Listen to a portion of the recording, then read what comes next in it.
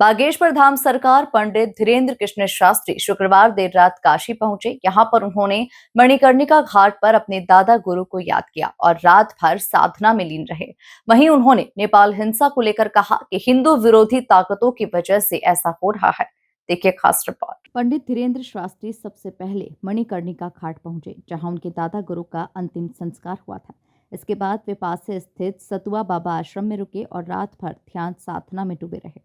भोर होते ही उन्होंने गंगा स्नान किया और फिर बाबा विश्वनाथ के दर्शन किए।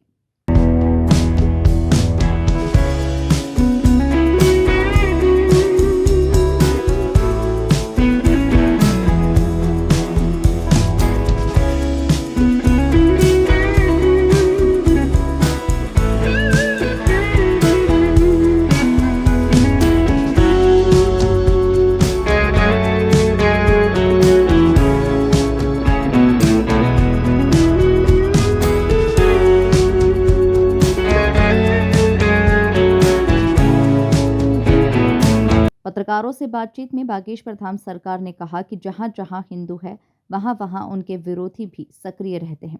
उनका आरोप है कि ये ताकतें हिंदुओं की संख्या कम करने की कोशिश कर रही है।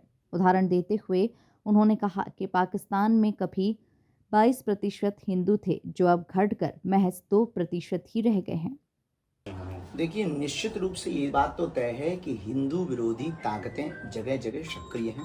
पाकिस्तान में 22% से 2% बचे। बांग्लादेश में जिस प्रकार से हिंदुओं पर घात किया गया, हिंदुओं का नरसंहार किया गया, उनके ऊपर अत्याचार किया गया, पूरे वर्ल्ड में जहाँ जहाँ हिंदू हैं उनके अपोजिट में विरोधी ताकतें सक्रिय हैं, लगातार हिंदुओं को घटाना चाह रही हैं। लेकिन वर्तमान में साधु संत, देश के लिए सोचने वाले, हिंदुत्व के लिए सोचने वाले लोग प्रखरता के साथ आगे आ रहे हैं।